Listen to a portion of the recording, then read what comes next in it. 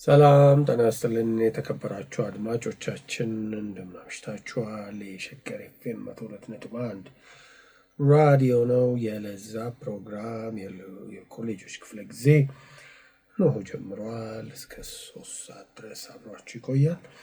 ያለፈው ሳምንት እንግዳችን ነበረች። የመጀመሪያ ዲግሪዋን ሲጀመር የኢንጂነሪንግ ትምህርቷን ለመማር ገባች በኋላ በተፈጠረው አጋጣሚ ደግሞ ሀሳቧን የሚያስቀይራት ጉዳይ ተፈጠረና በዚህ የተነሳ እሷም እንዳለችው ከዚህ በፊት ባለፈው ሳምንት እንደገለጸችው ጋሽ ሃይማኖት አለሙን በአጋጣሚ ባገኘችው አንድ ዝግጅት ላይ ስለምን የኢንጂነሪንግ ተማሪ ሆንሽ አንቺ መማር ያለብሽ ቲያትር ነው ካላት በኋላ አንድ ዓመት ያህል የቲያትር ትምህርቷ የኢንጂነሪንግ ትምህርቷን ከተከታተለችበት አዲስ አበባ ዩኒቨርሲቲ እንግዲህ ቀይራ የኢንጂነሪንግ ዲፓርትመንትን ቀይራ የቲያትር ዲፓርትመንት ውስጥ ገብታ ትምህርቷን ተከታትላ ጨርሳለች።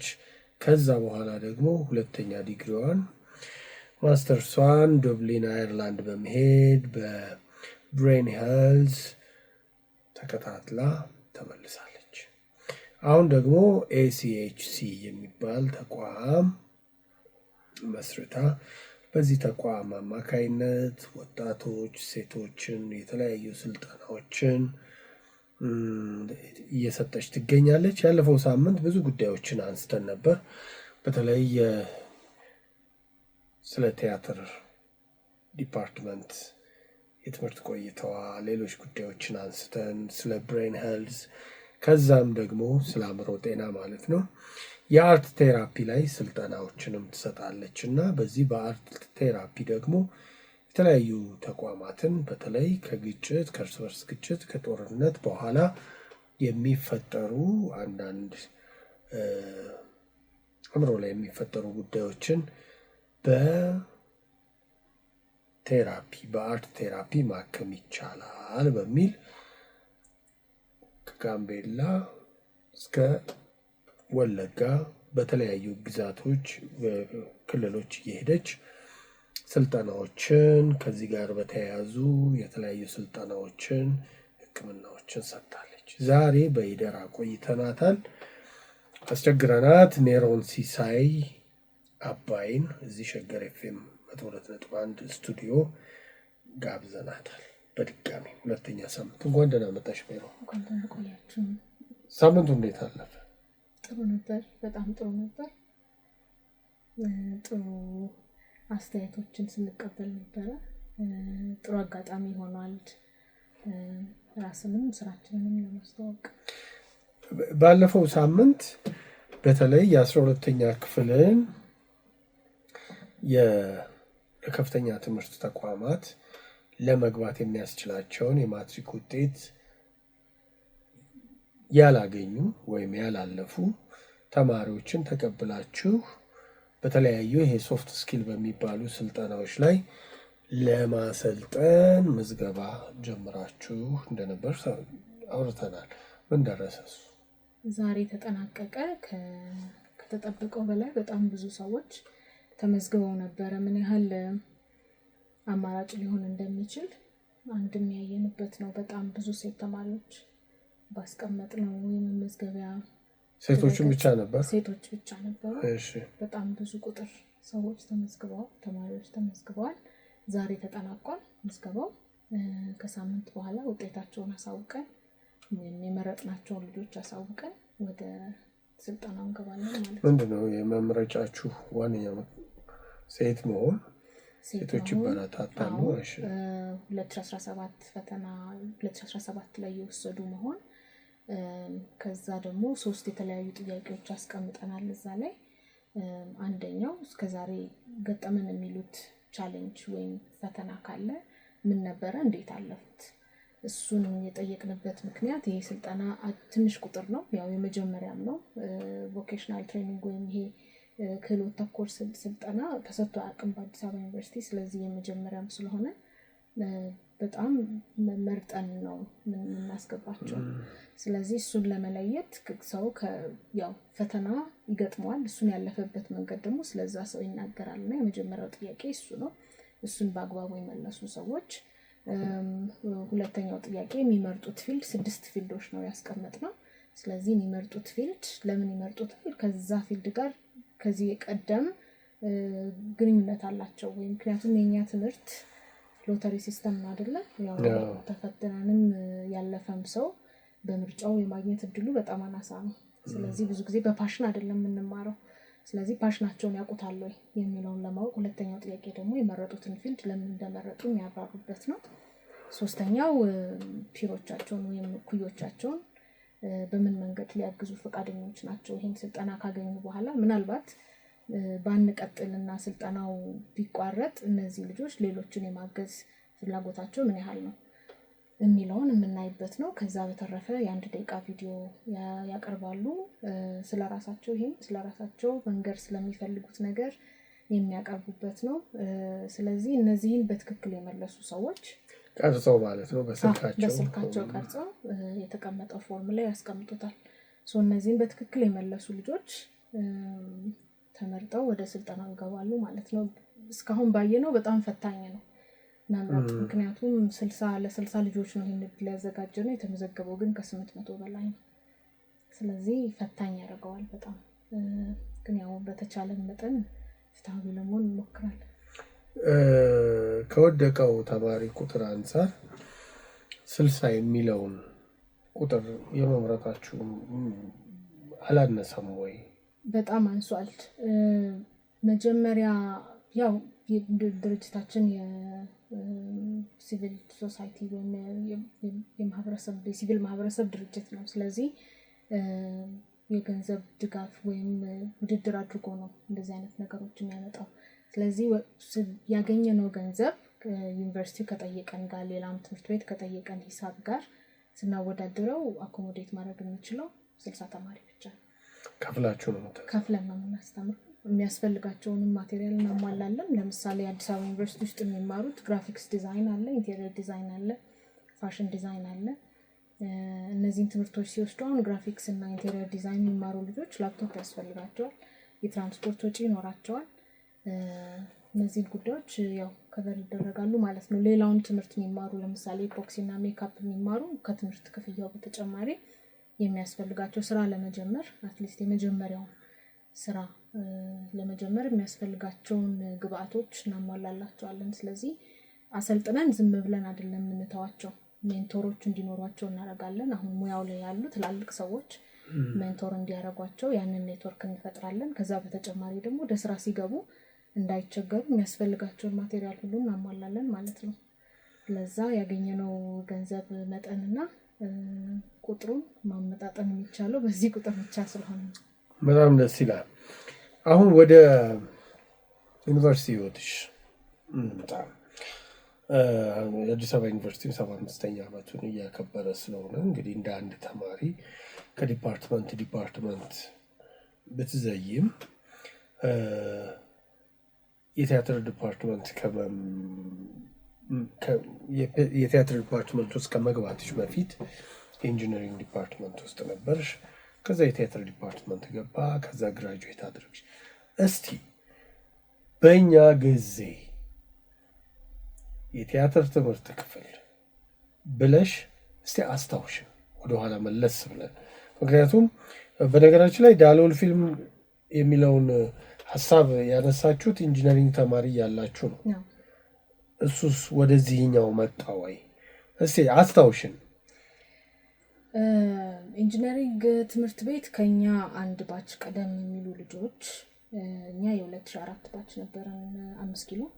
ከኛ ቀድሞ 2003 ላይ ገቡ ልጆች 4 ወይ 5 ልጆች ፊልም ላይ ይወያዩ ነበር። እነሱን የማግኘት አጋጣሚ ነበረኝ። ተገናኘን፣ ስለ ፊልም አወራን። ከዛ ዳሎል የሚባለው ስብስብ ተቋቋመ ማለት ነው። ማክሰኞ ፊልሞች እናሳያለን በነፃ ለ5 ኪሎ ተማሪዎች።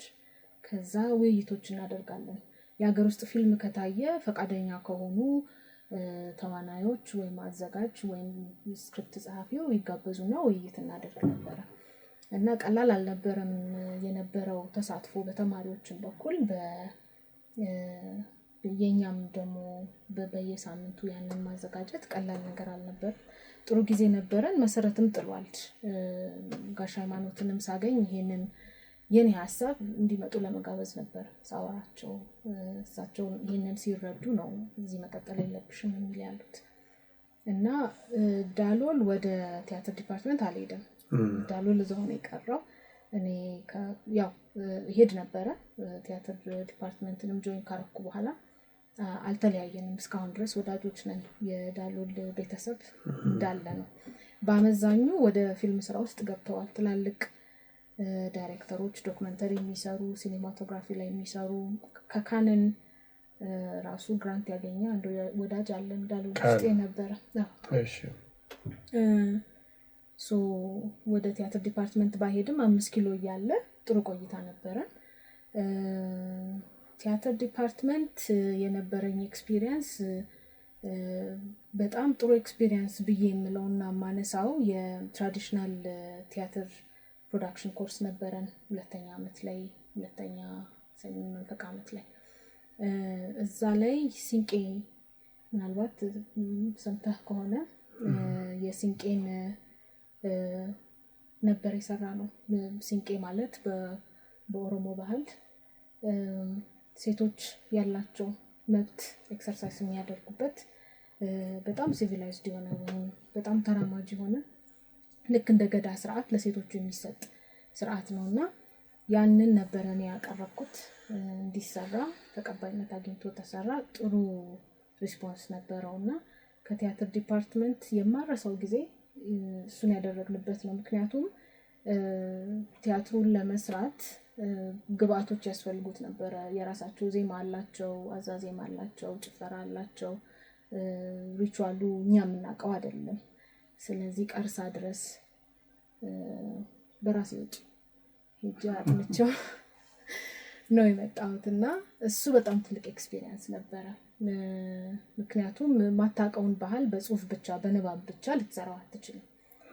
ዩኒቨርሲቲው ደግሞ በተለይ በመጀመሪያ ዲግሪ እንደዚህ አይነት ጥናቶች ለማድረግ የሚመድበው በጀት በጣም አነስተኛ ነው። ምናልባትም አታገኘው ልክ እንደ ማስተርስ ወይ እንደ ፒኤችዲ ተማሪ ያ አይሰጥም ነበርና ያው ከቋንቋ ስለማልችል ቋንቋ ከሚችል ሰው ጋር ተማሪዎች ከሆኑ ልጆች ጋር ሄደን ጥናቱን ሰርተን በቪዲዮም በድምጽም ቀድተን አደስንቄዎችን አግኝተን አብረናቸው ተጫውተን 5-6 ቀን ቆይተን መጥተናልና ቲያትር ዲፓርትመንት የማረሳው ጊዜ እሱ ነው።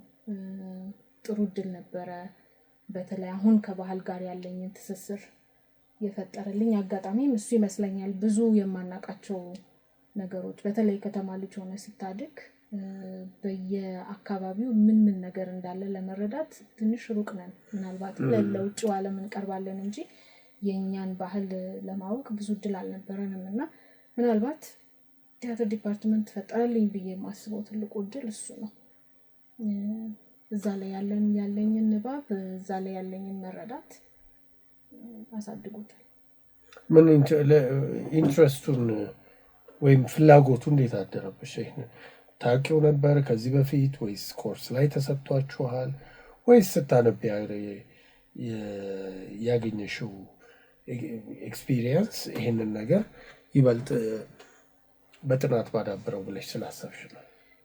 በእርግጥ ኢንታንጂብል ሄሪቴጅ ወይም ማይዳሰሱ ቅርሶች እነሱ ላይ ከድሮም ጀምሮ ትልቅ ኢንትረስት ነበረኝና ብዙ ጊዜ የማሳልፈው 5 ኪሎ ነው ያለው የቅርስ ጥናትና ጥበቃ ባለስልጣን ትልቅ ላይብረሪ ያላቸው ብዙ ታትመዋል ትላልቅ ቮሊዩሞች በተለይ የማይዳሰሱ ቅርሶች ላይና አብዛኛውን ጊዜ እዛ አሳልፍ ነበር።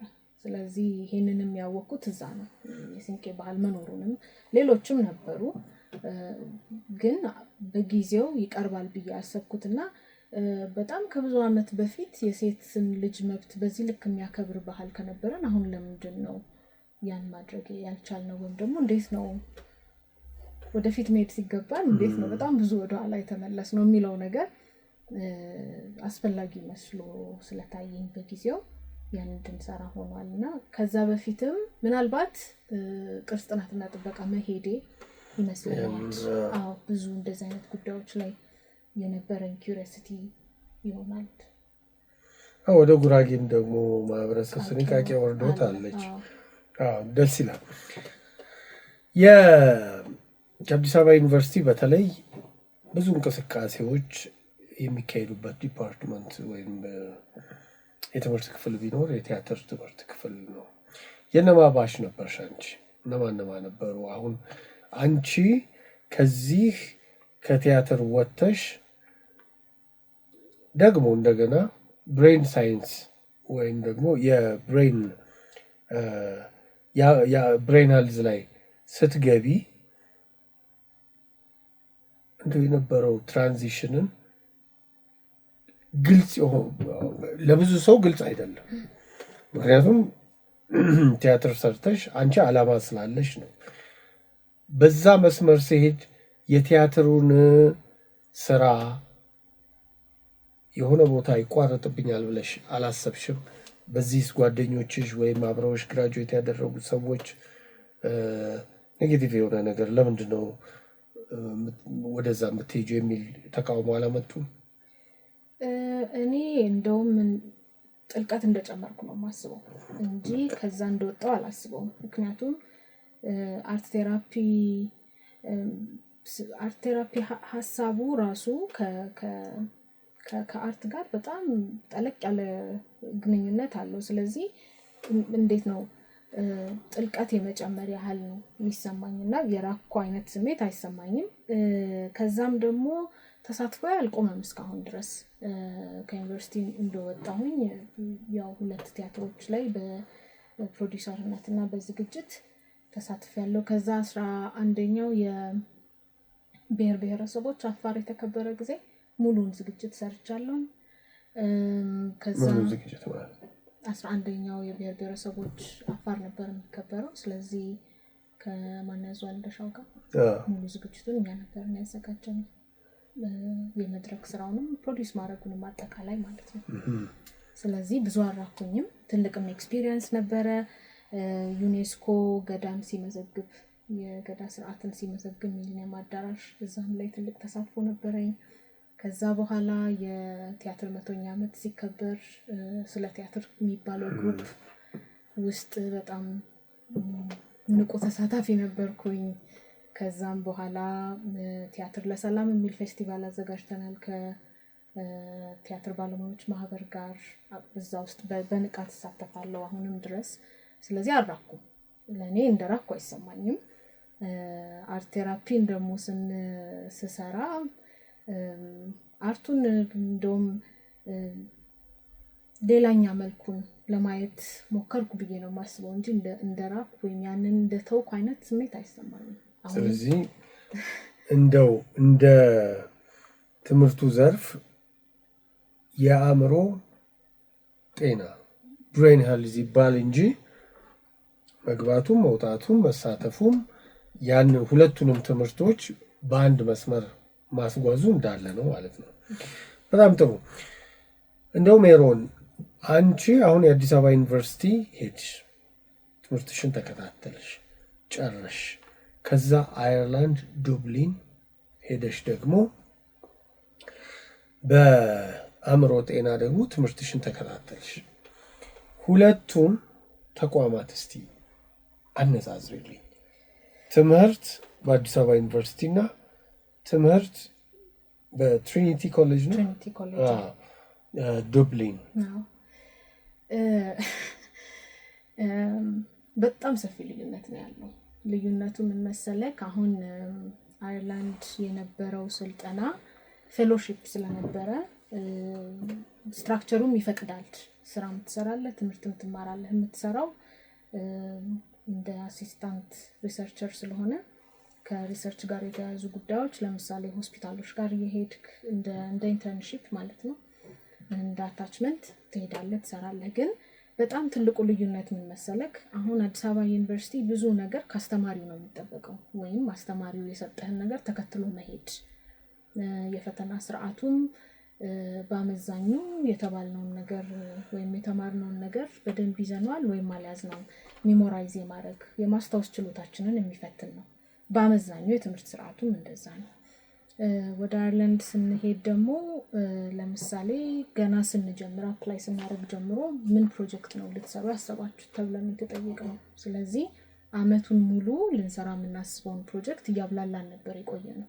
የምንማረው ትምህርት ከኛ ጥያቄ ጋር ለምሳሌ እኔ ከነበሩኝ ውስጥ አንደኛው የቡና ስርዓት ነበር። የቡና ስርዓት ቴራፒ ነው አይደለም የሚለው የኢትዮጵያ የቡና አፈላል ስርዓት ወይም እኔ ሶሻል ኢንስቲትዩሽን ነው የምለው። ስለዚህ ቴራፒውቲክ ነው አይደለም የሚለው የመጀመሪያው ጉዳይ ነበረ። ስለዚህ አመቱን ሙሉ እዛ ጉዳይ ላይ ዌቢናር ማዘጋጀት፣ ፓናል ዲስከሽን እንዲኖር ማድረግ፣ ውይይት ማድረግ፣ እሱ ላይ ዲስኮርሶች ማድረግ፣ ሊትሬቸር ሪቪዎች ማየት። ስለዚህ አብዛኛው ነገር ካንተ ነው የሚጠበቀው። የማሰብ ነፃነት በጣም አለ። ነፃነት ብቻ ሳይሆን በጣም ትገፋፋለህ አዲስ ሐሳብ ይዘህ እንድትመጣ። አዲስ አበባ ዩኒቨርሲቲ የነበረኝ ቆይታ ደግሞ ከዚህ በተቃራኒ ነው። የማሰብ ነፃነቱን ብዛም ነው። አዳዲስ ሐሳቦች አይበረታቱም። በአመዛኙ የተባልነውን ነገር በትክክል ብለናል ወይስ አላልነውም? እንደዛ ነበረ እና በጣም የተለያየ ኤክስፒሪየንስ ነው። ጠያቂ እንድትሆን አያደርግም ወይም አያበረታታም። ጥያቄ ጠይቀ እዛ ጉዳይ ላይ ንባብ አድርገ ሰፋ ያለ ንባብ አድርገ ሪፍሌክት አድርገ ተወያይተህ አይደለም። አንድ ሰው ያወራል እሱን መስማት ነው እንጂ ውይይት አልነበረም። ስለዚህ እሱ የሰዎችን ክሬቲቪቲ ይጨምራል ብዬ አላስብም። አንድም ለምሳሌ ትምህርት ስርዓታችን ውስጥ መቀየር አለብን ብዬ የማስበው አሁን ደግሞ በስራ ዓለም ተማሪዎችን ማገዝ ስለሆነ አንዱ ፕሮጀክት ምናልባት ክሬቲቭ እንዳንሆን ያደረገን ወይም መቀጠርን ወይ ደግሞ ዩኒቨርሲቲ መግባትን እንደ ጎል ወይም እንደ አንድ አቺቭመንት የምናይበት ምክንያት ይሄ ይመስለኛል። ፈጠራን ያማከለ የትምህርት ስርዓት አለን ብዬ አላምንም። የነበረኝም ኤክስፒሪየንስ የሚያስረዳው እሱ ነው። ምን ያህል ለምሳሌ በአንድ አመት ውስጥ ምን ያህል ነገር አውቄያለሁ፣ እስካሁን ያረሳኋቸው እስካሁን የማብሰለሰላቸው ጉዳዮች ምን ያህል ናቸው ብዬ ሳስብ ደብሊን የነበረኝ አንድ አመት ቆይታ በጣም ግዙፍ ሆኖ አገኘዋለሁ። 4 አመት ዩኒቨርሲቲ ከነበረኝ ቆይታ ማለት ነው። ስለዚህ የፈጠራ አቅማችንን የምናዳብርበት ወይም ደግሞ የፈጠራ ችሎታችንን የምንፈትሽበት አይነት ነው ብዬ አላስብም። ጨከን አልኩ መሰለኝ አዲስ አበባ ዩኒቨርሲቲ ላይ ግን አይ ቲንክ ያስፈልጋል እንደዚህ አይነት ክሪቲክ እንደዚህ አይነት ሂስ ያስፈልጋል። የተሻለ ትውልድ ማየት ካስፈልገን አሁን ለምሳሌ ጥሩ ማስረጃ ሊሆን የሚችለው ዩኒቨርሲቲው ብጋ ብቻ አይደለም ችግሩ ያለው በአጠቃላይ የትምህርት ስርዓቱ ላይ ነው ብዬ ነው የምከራከረው። ምክንያቴ ደግሞ እንዳልኩ ተማሪዎችን አሁን ለዚህ ስልጠና ስንመርጥ እነዚህን 3 ጥያቄዎች መመለስ እንደ ግዴታ የተቀመጠ ነገር ነው እና በጣም ጥቂቱ ነው በትክክል የሚመልሰው ወይም ደግሞ ሐሳቡን በሚገባ መልኩ ደርዝ ባለው መልኩ ለማስረዳት የሚችለው በጣም ጥቂት ሰው ነው። አስገዳጅ አልነበረም በእንግሊዘኛ መመለስ፣ በአማርኛ መመለስ ይቻል ነበር። ግን ኢቭን በአማርኛ እንኳን ሲመለስ ፍሎውን የጠበቀ አይነት መልስ አይደለም። ስለዚህ ሰዎች ራሳቸውን መግለጽ የሚያስችል የትምህርት ስርዓት ውስጥ አይደለም የቆዩት ማለት ነው።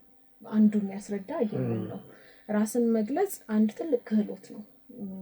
ሐሳብህን አሰናስሎ መስመር አስይዞ ማቅረብ ትልቅ ክህሎት ነውና ምናልባት እንደ ተጨማሪ የትምህርት አይነት ወይም ደግሞ ጎን ለጎን እንደ ስልጠና መሰጠት ያለበት ሁሉ መስሎ ይሰማኛል። ራሳችንን መግለጽ መቻል፣ ሐሳባችንን ደርዝ አስይዞ መግለጽ መቻል የሚያስፈልግ ነገር ይመስለኛል። ብዙ ጊዜ የኢትዮጵያ ተማሪዎች በተለያዩ አጋጣሚዎች በስኮላርሺፕም በተለያዩ ጉዳዮችም ወደ ውጭ ሲሄዱ ከሚያጋጥማቸው ችግሮች መካከል ራስን በተገቢው መልክ አለመግለጽ ነው። ይሄ ትልቅ ክፍተት ነው ብዬ አስባለሁ። አንቺ እንዳልሽው እሱን በምን መልኩ መቅረፍ ይቻላል የሚለው እንግዲህ የተቋማቱ የቤት ስራ ይሆናል። እዛ በነበረሽ የስኮላርሺፕ ከትምህርቱ ውጪ በዚህ ጉዳይ ላይ ተጠቅሜ የመጣሁ የምትይው ነገር አለ?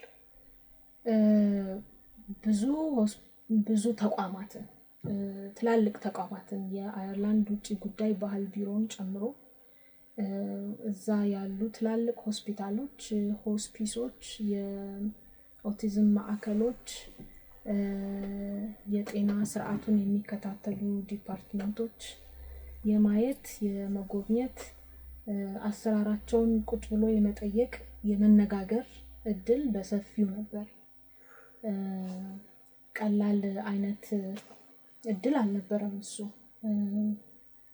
ከዛም ደግሞ ያው ቲያትር ባክግራውንድ እንደመሆኑ መጠን ብዙ የቲያትር ላይ የሚሰሩ ሰዎችን የማግኘት እድል ነበረኝ። ቲያትር ቤቶችን የመጎብኘት እድል ነበረኝ። ከነሱ ጋር የመስራት እድል ነበረኝ። ብዙ የጤና ተቋማትን አሰራራቸውን የመፈተሽም የመጠየቅም እንዴት ነው የምትሰሩት? ይሄ ለምንድን ነው የምትሰሩት? ይሄን ከየት ነው የምታገኙት? ፈንዱ እንዴት መጣ? ስትራክቸሩ ምን ይመስላል? ከዛ ከኛ ጋር የማወዳደር ለምሳሌ እኛ የት ጋር ፌል አድርገናል፣ የተሻለ የት ጋር አለን የሚለውን ለመገምገም በጣም ትልቅ እድል ነበረ የነበረው። የአንድ አመት ጊዜ ብቻ እንደሆነ አይደለም የሚሰማኝ ነው። በደንብ ተጠቅሜበታል።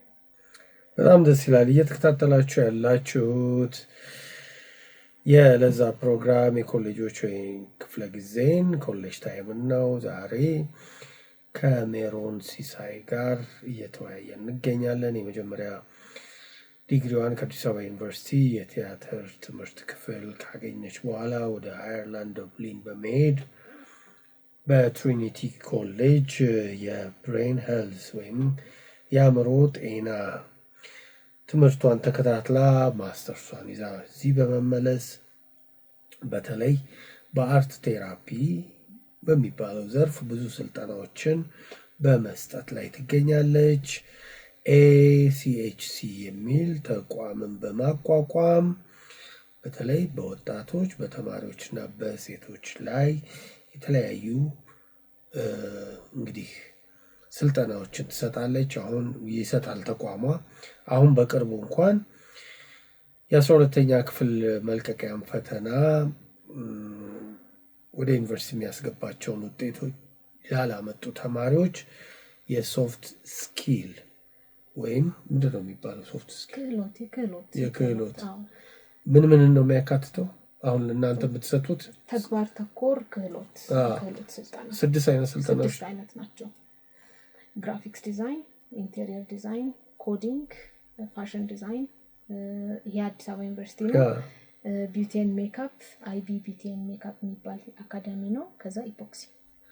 እነዚህን ስልጠናዎች ሰጥታ ለመስጠት እንግዲህ 60 ተማሪዎችን መዝግበው በሚቀጥለው ሳምንት አዲስ አበባ ዩኒቨርሲቲን ጨምሮ በተለያዩ ተቋማት ስልጠና ይሰጣሉ። ዛሬ የእሷን የትምህርት ጉዞ፣ ሙያዊ ሂደት፣ ግላዊ ማንነት እየተወያየን እንገኛለን። ይህን ተቋም የመመስረትሽ ሀሳቡ ራሱ እንዴት መጣ? ACHCስ ምን ማለት ነው በራሱ? ACHC ማለት አብሪቬሽን ነው። አርትስ ካልቸር ኤንድ ሄልዝ ኮላቦሬቲቭስ። ያለፈውም ሳምንት አንስተነዋል፣ ለማስታወስ ነው። እሺ፣ ያው ቀጥታ አርት፣ ጥበብ፣ ባህልና ጤናን አንድ ላይ ማጋባት ነው ዓላማው። የምንሰራውም ስራ ከሱ ጋር የተያያዘ ነው። የሲቪል ማህበረሰብ ድርጅት እንዲሆን የፈለኩበት ምክንያት የትርፍ ድርጅት መሆን ይችል ነበር። ለምሳሌ ትሬኒንግ በመስጠት ቴራፒ መስጠት ለትርፍ መቋቋም ይችል ነበር። ግን ምን አይነት አመለካከት አለኝ? ይሄ ሰርቪስ በተለይ ለኛ ሀገር ረጅም ጊዜን በጦርነት በትራውማ በከፍተኛ ድህነት በተስፋ ማጣት በስራ አጥነት ውስጥ የቆየ ማህበረሰብ ብዙ የአእምሮ መቃወስ ያጋጥማል የሚል እምነት አለኝ። በእርግጥ የምናየውም እሱን ነው። ስለዚህ ይሄንን ሰዎች ገንዘብ ከፍለው አገልግሎት ማግኘት አለባቸው ብዬ አላስብም። በነፃ ማግኘት አለባቸው። ስለዚህ የዚህን ወጪ የሚሸፍነውን ነገር የሚከፍሉ ብዙ ድርጅቶች አሉ። ከዛም በተጨማሪ ሌሎች ጎን ለጎን ይሄንን ወጪ መሸፈን የሚችሉ ስራዎች ከተሰሩ ይሄንን ሰርቪስ በነፃ ለሚገባቸው ሰዎች መስጠት እንዲቻል በሚል ነው የሲቪል ማህበረሰብ የሆነው ማለት ነው። እስካሁንም እየሰራን ያለነው በዛ መንገድ ነው። ያው ይሄ ነው ሐሳቡ ይሄ ነው። አሁን የተነሳበት ሐሳብ ይሄ ነው። ከዛ የባህል ጥናትን ደግሞ ብዙ ጊዜ ቦታ የሚሰጠው ነገር አይደለም። አሁን እንደውም በግልጽ ለምሳሌ የሰሞኑን የወጣው ከጤና ጋር በተያያዘ አሜሪካ ፈርስት የሚለው ሄልዝ ስትራቴጂ ጋር ተያይዞ በጣም ብዙ ሰዎች እዚህ ጉዳይ ላይ ሐሳባቸውን እየሰጡ ውይይቶች እየተደረጉ ወደፊት እየወጣ ነው ያለውና አገር በቀል ነገሮች ብዙ ቦታ አልተሰጣቸውም። በተለይ በሳይንሱ ዓለም በትምህርት ዘርፍና አገር በቀል ዕውቀት ቀላል የሚባል ዕውቀት አይደለም፣ ልናከብረው ይገባል። ከዛ ደግሞ ዝም ብሎ አይረባም ከማለት ወይም አልሰለጠንም ወይም ኋላ ቀር ነው ከማለት ይልቅ ምን ጥቅሞች አሉት፣ የትኛውን ማዘመን ይቻላል፣ እንዴት አገልግሎት ላይ ማዋል ይቻላል፣ ምን ጥሩ ነገሮች አሉን የሚለውን ለማጥናት ከአካዳሚ ውጪ ሌላ አማራጭ የሚሆነው የሲቪል ማህበረሰብ ተቋም ነው። አካዳሚ መመስረት ሐሳብ ስላልነበረኝ ግን ይሄንን መስራት ደግሞ ሌላው ፍላጎቴ ስለሆነ ከባህል ጋር ጥሩ ትስስር አለኝ ብዬ ያስባለሁ። ቅድምም እንዳልኩክ እዛ ጉዳይ ላይ በፊት ኢንትረስት ያደረገኝ ስለነበር ብዙ ነገሮች የማንበብ እድልም ነበረኝ ዩኒቨርሲቲ በነበርኩበት ጊዜ። ስለዚህ እነዛን ወደፊት ማምጣት፣ ለዓለም ማስተዋወቅ፣ ለዓለም ብቻ እኛ ራሳችንም አብዛኞቻችን አናውቀውም። አንዳንድ ባህሎች ያስደነግጡናል ቦታው ላይ ስንሄድ በጣም ረብ ያላቸው ሆነው እናገኛቸዋለን እና ያንን ወደፊት ለፊት ማምጣት በጥናት በአርት በተለያየ ቅርጽ ወደፊት ማምጣት እፈልግ ስለነበረ እንዳልኩ ስሙ የሚቆመው ከጤና ጥበብና ባህል ሶስቱን ማስተሳሰር ስለሆነ እነዚህ ዘርፎች ደግሞ ከሰላም ግንባታ ጋር፣ ከትምህርት ጋር፣ ከእውቀት ጋር፣ ከሀገር በቀል እውቀት ጋር፣ ከጥበብ ጋር፣ ከሁሉም ጋር መጋባት የሚችሉና አዳዲስ ነገሮች ማውጣት የሚችሉ ነገሮች ስለሆኑ በዛ መንገድ ነው ተቋሙም እየሰራ ያለው። የስሙም ስያሜ የመጣው መመስረቱም የመጣው ከዚሁ ጋር በተያያዘ። በጣም ጥሩ። ስለዚህ አሁን ባህል የቴራፒው ላይ ብዙ ሰርተሻል፣ እየሰራሽም ነው። ባህሉ ላይ ደግሞ ተማሪም ሳለሽ ዱብሊንም እያለሽ ይሄ አሁን ቅድም ያልሽው የስንቄዎቹ ላይ የሰራሻቸው ጉዳዮች አሉ። ኤሲኤችሲ አሁን ከዚህ ቀደም ወጣቶች ላይ ምን ሰራ? አሁንስ ምን ለመስራት ያስባል? ቅድም ካልነው ውጪ ማለት ነው። ምክንያቱም ዘርፉ ብዙ ነው ብዬ ነው። ትምህርትና ይሄ ሶፍት ስኪል ላይ የተወሰኑ ጉዳዮችን ሰርተሻል። ባህሎቹስ፣ ቲያትሩስ፣ ሌሎች ጉዳዮችን የሚሉት እንድናነሳ ብዬ ነው። በአመዛኙ ባለፈው ሳምንትም ለመጥቀስ እንደሞከርኩት ገፈርሳ የአእምሮ ህሙማን ማገገሚያ ላይ ነው ሲሰራ የነበረው። እዛ ውስጥ ሲሰራ እዛ የሚመጡ ሰዎች በብዛት ከተለያየ አካባቢ የሚመጡ ናቸው። የተለያየ ቋንቋ፣ የተለያየ አኗኗር ዘዬ ያላቸው ከኢትዮጵያ የትኛውም ክፍል የሚመጡ ሰዎች ነበር የነበሩት እና ለነሱ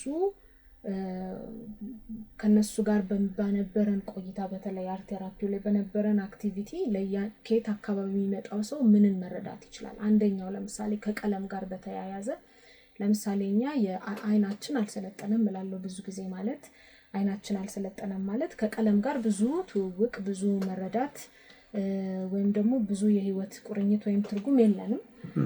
በትምህርታችን ውስጥም አርት ተብሎ የሚሰጠው ነገር ያን ያህል ያንን ክህሎታችንን የሚያዳብር ወይም የሚያሳድግ አይደለም። ስለዚህ የኛ በጣም የሰለጠነው የሰውነታችን ክፍል ወይም የስሜት ህዋሳችን ጆሮአችን ብዙ ነገር በመስማት ነው እንደ ማህበረሰብ ምንረዳው። ስለዚህ ከባህል ጋር ያልከውን ለምሳሌ የትኛው አካባቢ የትኛው የስሜት ህዋሱ የበለጠ ሰልጥኗል ወይም ብዙ ኢንፎርሜሽኖችን ወደ ራሱ የሚያስገባው የትኛው የስሜት ሕዋሱን ተጠቅሞ ነው የሚለውን ለማጥናት አግዞኛል። ከመልክዓ ምድራችን ጋር በተያያዘ ለምሳሌ አርት ቴራፒ ስንሰራ ከሰሜን አካባቢ የሚመጣ ሰው እና ከደቡብ አካባቢ የሚመጣ ሰው የነበረው የቀለም መረዳት ኮምፕሊትሊ ይለያይ ነበር። ሰሜን አካባቢ መልክዓ ምድሩን አይተኸው ከሆነ ግራጫ ነገሮች ይበዛሉ፣ በረሃማ ነው፣ ብዙ ፍራፍሬ አያመርትም፣ አረንጓዴ አይደለም። ስለዚህ አለባበሱንም ስትመለከተው በአመዛኙ ወይ ነጭ ነው ወይ ግራጫ ነው። ጥቂት ቀለሞች ጣል ያሉበት ጥልፎች በብዛት ይሄ ጠልሰም ከሚባለው ነገር ጋር የተያያዘ ቅርጽ ፓተርን ናቸው በጣም የሚገዝፉት። ወደ ደቡብ ስትመጣ ደግሞ ከቅርጽና ፓተርን ባለፈ ብዙ የቀለም ስብጥሮች ወይም ይሄ ዋርም ደማቅ ቀለማት የምንላቸው በአመዛኙ አለባበሱም ላይ የቤቱ የሚገለገልባቸው እቃዎችም ላይ ታያለ። ያ መነሻው መልክዓ ምድሩም ከዛ ጋር የተያያዘ ስለሆነ ነው። ስለዚህ የቀጥታ ትስስራችን ያለው ከተፈጥሮ ጋር ነው ማለት ነው። ከተፈጥሮ ውጪ ሌላ የእውቀት ምንጭ የለንም ማለት ነው እነዚህ ነገሮች ለመረዳት። ስለዚህ አርት ቴራፒ ደግሞ በአመዛኙ ቀለምን ይጠቀማል። ስለዚህ እንዴት ነው እንደዚህ አይነት ልማድ ያለው ማህበረሰብ ውስጥ ይሄኛው የአውሮፓ ወይም የዌስተርን ወይም የውጭው ዓለም ቲዮሪ ወይም እዚህ ጉዳይ ላይ ያለው ጥናት ከቀለም ጋር ሰፋ ያለ ትስስር ካለው እኛ ጋር ስታመጣው እንዴት ነው ሊሰራ የሚችለው? ስለዚህ ይሄንን ማጥናት በራሱ ብዙ ጊዜ ፈጅቷል። ይሄን መረዳት በራሱ እንዴት እናቅርበው፣ እንዴት እንተርጉመው። ለምሳሌ አርት ቴራፒ ሰዎች ጥበባዊ ስራዎችን እንዲሰሩ ይደረጋል። የሰሩት ስራ ላይ ተመርኩዞ ትንታኔ ይሰጣል። አርት ቴራፒ እሱ ነው፣ ከሰሩት ነገር በመነሳት። ስለዚህ የኛ መረዳት በዚህ ከተወሰነ የምናወጣውም ነገር በዛ ልክ የተወሰነ ነው ማለት ነው። ስለዚህ ምን አይነት መንገዶች መጠቀም አለብን? ከቀለም ውጪ የሆኑ ግን አርቲስቲክ የሆኑ ሰዎች የውስጥ ስሜታቸውን የደበቁትን የፊት ለፊት ያለው የአእምሮ ክፍላቸው የማያውቀውን ግን በሰብኮንሺየስ የአእምሮ ክፍላቸው ውስጥ የተደበቀውን ትራውማም ሊሆን ይችላል፣ ሐሳብም ሊሆን ይችላል፣ እውነትም ሊሆን ይችላል፣ ያስጨነቀም የረበሸም ጉዳይ በምን አይነት የአርት ፎርም ሊወጣ ይችላል የሚለው ሌላ ፍለጋችን ነበር ማለት ነው። ስለዚህ ከባህል ጋር በተያያዘ በስፋት እዚህ ጉዳይ ላይ ላለፉት 4 ዓመታት ስንሰራበት ቆይተናል። አሁን የምንሰጣቸው አክቲቪቲዎች በተለይ የትራውማ ሂሊንግ ወይም ደግሞ ከአእምሮ ቁስለት ጋር በተያያዘ ሂል እንዲያደርጉ ወይም ፕሮሰስ ወይም ደግሞ እንዲያገግሙ የምንሰጣቸው አክቲቪቲዎች በአመዛኙ ከዚህ ጽንሰ ሀሳብ ተነስተው የተቀረጹ ናቸው። ስለዚህ አገር በቀል እንላቸው እንችላለን አሁን በድፍረት ማለት ነው። እኛ የሰራናቸው ኢትዮጵያዊ መልክ ያላቸው ለኢትዮጵያ ማህበረሰብ ከየትኛውም አካባቢ ለሚመጣ ማህበረሰብ የሚመጡ ናቸው ለማለት አሁን በድፍረት ማለት እችላለሁ። የዛሬ 3 ዓመት ብትጠይቀኝ ግን ጥሩ መልስ አይኖረኝም ነበር። ስለዚህ በስራዎቻችን ውስጥ ከባህል ጋር በተያያዘ ይሄን ስንሰራ ቆይተናል ማለት ነው።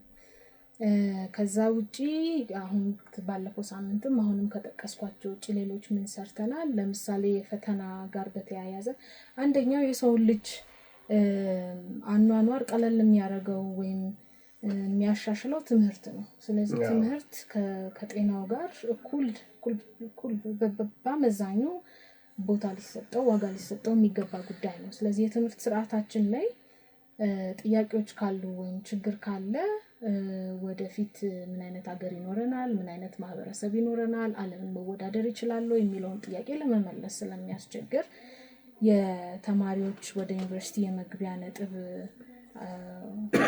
ከፍተኛ መሆንና ብዙ ተማሪዎች ማለፍ አለመቻላቸው ሌላው የሚያስጨንቀኝ ጉዳይ ስለነበረ በ2024 በፈረንጆች ከ2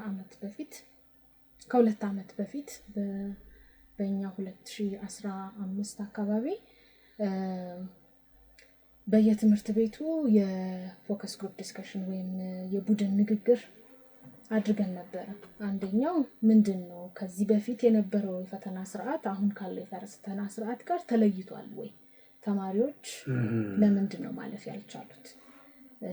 ጥያቄዎቹ ልዩነት አላቸው። የትምህርት አሰጣጡ ልዩነት አለው። ካሪኩለም ተቀይሯል። ተማሪዎች የማያውቁትን ነገር ነው የሚፈተኑት ወይስ የአፈታተን ስርዓቱ ብቻ ነው የተቀየረው ወይም ጥብቅ ክትትል እየተደረገበት ያለው የአፈታተን ሂደቱ ነው ወይ የሚለውን መለየት ስለፈለኩኝ በየትምህርት ቤቱ 5 ትምህርት ቤቶች አዲስ አበባና ድሬዳዋ ተዟዙረን 165 ተማሪዎች ፈቃደኛ የሆኑ ተማሪዎች ጋር አንድ እና በግሩፕ ተወያይተን ነበር። ይሄ ጉዳይ ያስጨነቀኝ ለምንድን ነው? ከአእምሮ ጤና ጋር ቀጥተኛ ግንኙነት ስላለው ነው። በዚህ እድሜ ላይ ትላልቅ ቻሌንጆችን እነሱ ያሉበት የእድሜ ክልል በአመዛኙ ከ16 እስከ 20 ዓመት የእድሜ ክልል ውስጥ መሸከም የሚችሉት ጉዳይ አይደለም። ድንገት ነው የሆነው። አማራጭ መፍትሄ አልተቀመጠለትም። ስለዚህ እንዴት ነው ሊያስኬደን የሚችለው? ከዛ የሱስ ነገር በጣም ተንሰራፍቷል ከምንጠብቀውና ከምናስበው በላይ ወጣቶች ከሱስ ጋር ያላቸው ግንኙነት በጣም እኛ መገመት ከምንችለው በላይ ሄዷል። ስለዚህ አንዱ እንዳልኩ ጤና የሚያሳስበኝ በተለይ አእምሮ ጤና የሚያሳስበኝ ጉዳይ ስለሆነ እዚህ ላይ ጥናቶች አድርገን ነበረ። ያገኘነው ውጤት አስደንጋጭ ነበር። ስለዚህ አንድም ይሄ ፕሮጀክት አሁን ስልጠና የምንሰጥበት ያው ሴቶችን አስቀደምን እንጂ መነሻችን የዚህ ጥናት ውጤት ነው ማለት ነው።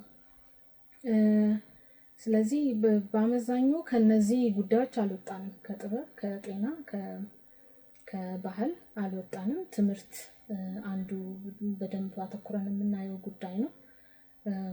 እዚህ ላይ ነው እየተሽከረከረን ያለው። በጣም ደስ ይላል። አሁን ሜሮን ወደ ቲያትር ብትመለስ አሁንም ከቲያትር ወጣች ማለት አይደለም።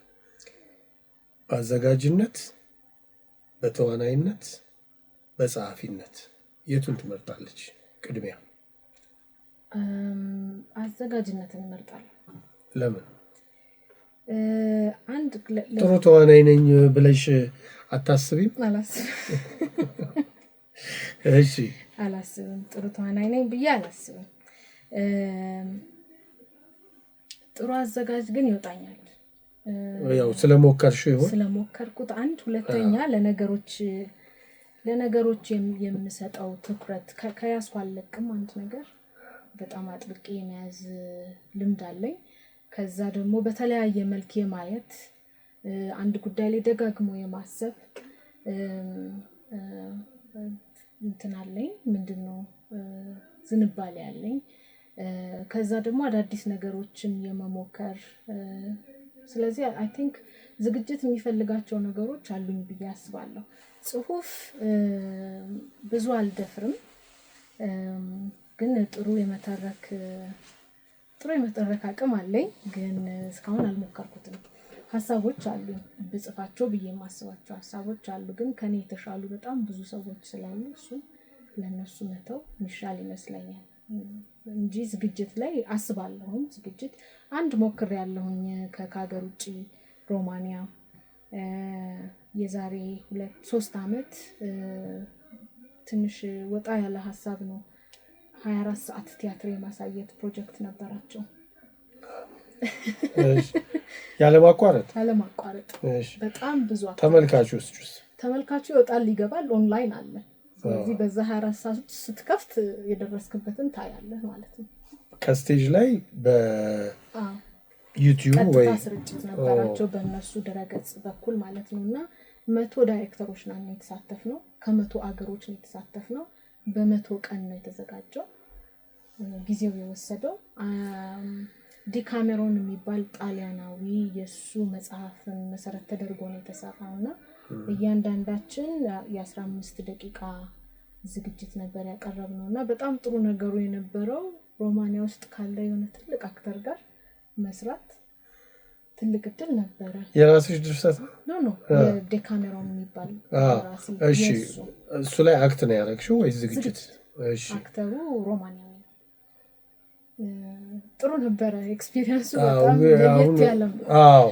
ስለ የሮማኒያን ቲያትር እሺ፣ ጽሁፉ የሚታወቅ ነው።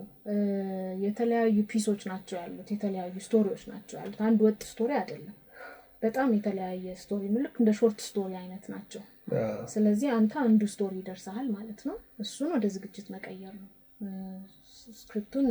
ስክሪፕት ምንድነው የሚጽፉ ሰዎች ቀይረውታል ጽሁፉን ወደ ቃለ ተውኔት ማለት ነው።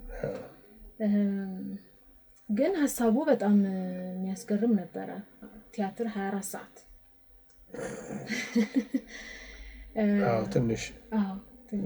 ትንሽ ለየት ያለ ነበረ። ጥሩ ኤክስፒሪየንስ ነበር። እኔም አሁን ምን አይነት ቲያትር ማየት ራሱ ያስደስትሻል ብትለኝ አሁን ለየት ያሉ ሐሳብ ያላቸው ቲያትሮች ማየት ደስ ይለኛል። ለምሳሌ እንግዳን ብታዩ እንግዳ አሁን የተለመደ አይነት አይደለም። የመስቀል ወፍም እንደዚሁ ነው። ከዛ በፊትም አሁንም ከነበሩት ውስጥ ለምሳሌ ጎዶትን ጥበቃ ዌቲንግ ፎር ጎዶት የሳሙኤል ቤኬት ትንሽ አብዛጅ ነው እሱ። እንደሱ አይነት ቲያትሮች ደስ ይሉኛል። ተጨማሪ ሐሳብ ከምናቀው ህይወት ከምንኖረው ከቀን ተቀን ህይወታችን የተለየ አዲስ ሐሳብ የሚሰጡ ነገሮች ደስ ይሉኛል። ስለዚህ ለዛ ክፍት የሆነ ስብዕና ስላለኝ ምናልባት አዘጋጅ መሆን ጥሩ መሆን ይመስለኛል። አልሞከርኩም። የሮማንያው ተውኔት ሐሳቡ ጭብጡ ምንድነው? ጭብጡ የአንድ መነኩሴ ታሪክ ነው። መነኩሴው ሮማናዊ መነኩሴ ታሪክ ውስጥ ያለው ሮማናዊ ሳይሆን ታሪክ ውስጥ ያለው መነኩሴ ነው። መነኩሴው እዛ ካሉ ሴት መነኮሳት ጋር የነበረው የጾታዊ ግንኙነት በተመለከተ ነው። ስለዚህ ያንን ይተገብር ነበረ። ሌላ መነኩሴ ይመለከተዋል፣ ታዳጊ መነኩሴ ይመለከተዋል። ስለዚህ እሱን እንዴት ዲል አደረገው የሚል ለኛ ባህል ትንሽ የተሰራ ስለሆነ በእርግጥ እንደ ዕጣ ነው የደረሰኝ። የመምረጥ እድልም አልነበረኝም። 100 ጽሁፎች ነበሩ። ከ100ዎች ውስጥ ዕጣ ሲወጣ 42ኛው ታሪክ ደረሰኝ። ስለዚህ ታሪኩ ይሄን ይመስል ነበረ። ግን ጥሩ ነገሩ ምንድነው እንደዚህ ማሰብ መቻሉ ራሱ አሪፍ ነገር ነው አይደል? አሁን ቲያትርኛ የምናውቀው ቅርጽ ምናልባት የሙሉ ጊዜ ተውኔት ከሆነ በጣም ቢገፋ 3 ሰዓት ከዛ ውጪ 1 ሰዓት ተኩል 2 ሰዓት እነዚህ ናቸው እንጂ የ15 ደቂቃ 100 ታሪኮች በ24 ሰዓት የጊዜ ርዝማኔ ውስጥ የተለመደ ነገር አይደለም። እሱ አንድ ደስ የሚል ኤክስፒሪየንስ ነው። እንደ አንድ ኤክስፒሪየንስ ደስ የሚል ኤክስፒሪየንስ ነው። ሜሮን እንደው ይሄንኛውን ቲያትር እኔ ባዘጋጀሁት ኖሮ ምትለው ወይም ደግሞ ይሄንን ባዘጋጀው ብላ የምታስበው ካየቻቸው ቲያትሮች ደግሞ ጽሁፉን በዚህ መልኩ ባዘጋጀው ምትል 3 ነገሮች? ከባድ ጥያቄ ነው። አንዳንዴ ታያለሽ አይደል? እዚህ ጋር እኔ በሆን ኖሮ ይሄኛውን ፓርት በዚህ መልኩ ሰራው። ምክንያቱም ፈታኝ የሆኑ ነገሮችን መስራት እንደምትወጂ ስለነገርሽኝ ማለት ነው። አሁን ቀጥታ አይምሮ ውስጥ የመጣው እና እየታየ ያለ ቲያትር ነው 12 እንግዶች የሚል ቲያትር ራይል ተሾመ ያዘጋጀችው ቲያትር። ባዶ እግርንም አዘጋጅታ ነበር። ባዶ እግርንም አዘጋጅታለች። 12 እንግዶች 12 Angry Men ፊልሙ አለና ሐሳቡ እኔ ሞራልን የሚጠይቅ ነገር በጣም ወደው አንዱ ጥያቄ ወይም አንዳንዴ ምን ሐሳቦች ላይ ትመሰጣለህ ወይም ረጅም ጊዜ ታስባለህ ተብሎ ቢጠየቅ እኔ ብጠየቅ አንድ የሞራል ጉዳዮችን ሞራል ምንድነው ሰውን ከሰው በጋራ የሚያኖሩት አንዱ ጉዳይ ሞራል ነው አይደል? ስነ ምግባር ትክክለኛ ላይሆን ይችላል ግን ሞራል እሺ አንዱ እሱ ነው። ሁለተኛው ሞት ነው። ሁለቱ ቶፒኮች ላይ እንትን እላለሁ ምንድነው ትኩረቴን ይስቡታል።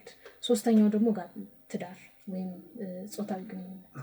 3ቱ በጣም እንትን የሚሉኝ ሐሳቦች ናቸውና 12ቱ እንግዶች ላይ ታሪኩን መንገር ልክ አይሆንም፣ ግን ጽንሰ ሀሳቡ አንድ አጠፋ ተብሎ የታሰበ ሰው ሰዎች ጁሪ አሁን እኛ የኛ የህግ ስርዓት ላይ ብዙ የተለመደ አይደለም፣ ግን ግን አውጫጭኝ አለ በፊት አፈርሳታ አለ እንደ ጁሪ ነው የሚሰራው። እነዚህ 12 ከተለያየ ሙያ የተሰበሰቡ ሰዎች ያን ጉዳይ እንዲፈትሹት ይሰጣቸዋል በፍርድ ቤት። ስለዚህ ታሪኩ ምንድነው? ገና ሲገቡ በቃ ወንጀለኛ ነው ቅጡት ብሎ የሚጀምር ሰው አለ። ከዛ ቀስ እያለ 11 ሰዎች ይቀጣ ብለው ሊወጡ ነበር። አንድ ሰው ከዛ መሃል አይ እኔ ጥፋተኛ አይመስለኝም እንፈትሸው እያለ ፕሌው እንደዛ ነው የሚሄደው። ከዛ መጨረሻ ላይ ያው ይገለበጣል ቁጥሩ ማለት ነው። 11 ለ1 ይሆናል። ነፃ ነው እና አጥፍቷል የሚለው። እዚህ ውስጥ እኔን በጣም የሳበኝ ሐሳብ ምንድነው? ወይም ደግሞ እኔ ባዘጋጀው ኖሮ ይሄኛው ሐሳብ የበለጠ እንዲጎላ አድርገው ነበር ብዬ ማስበው ሰዎች በሌሎች ሰዎች ላይ የመፍረድ መብት ሲሰጠን የት ድረስ ነው መሄድ ያለብን? ለምሳሌ ሁሉ ጊዜ ይሄ እድል ሁሉ ጊዜ አለ በህይወታችን ውስጥ የግድ ዳኛ መሆን አይጠበቅብንም። በተለያዩ አጋጣሚዎች ይሄ ፍርድ ቤት ቁጭ ብለን አይሆን እንጂ አለ። ለምሳሌ ቅድሚያ መስጠት እኮ ትንሿ ትመስላለች፣ ግን ቅድሚያ መስጠት፣ ሰልፍ ላይ ቅድሚያ መስጠት፣ እንዲህ አይነት ነገሮች በየትኛውም አጋጣሚ የሌሎች ሰዎች ህይወት ላይ ለማወሰን ህይወት ብቻ ሳይሆን ምንም አይነት ጉዳይ ላይ ለማወሰን እድል ሲሰጠን በምን ያህል ትኩረትና በምን ያህል ተመስጦ ነው ማየትና ማሰብ ያለብን? እንዴትስ ነው እንደ ቁም ነገር የምንወስደው? ይሄ ብዙ ነገሮችን የሚናገር ይመስለኛል። ለምሳሌ አስተዳደርን በሰፊው ይናገራል። ስለዚህ አገርና መንግስትን ስታስበው ይሄ ነው ጽንሰ ሀሳብ ውስጥ ያለው። ቤተሰብን ስታስበው ይሄ ነው ጽንሰ ሀሳብ ውስጥ ያለው። ልጆችና ቤተሰብ መሃል ጾታዊ ግንኙነት ስታስበው ስትከተው ይሄው ጽንሰ ሀሳብ ነው ያለው። እንትኑ ይለያያል እንጂ ዲግሪው ይለያያል እንጂ ፍቃድ ሲሰጠን ሰዎች በህይወታቸው ላይ እንድንወስንላቸው ፍቃድ ሲሰጡን ምን ያህል ተጠንቅቀን ነው ምንስ። ስለዚህ ይሄን ሐሳብ የበለጠ በደንብ አብሰልስዬ ሰራው ነበር የሚል ሐሳብ አለኝ። ወይም በቃ አይ ቲንክ ይሄ ጥያቄውን ይመልሰው። ስለዚህ ያው ራይልን በሆኖር ሰዓታችንም እያለቀ ነው።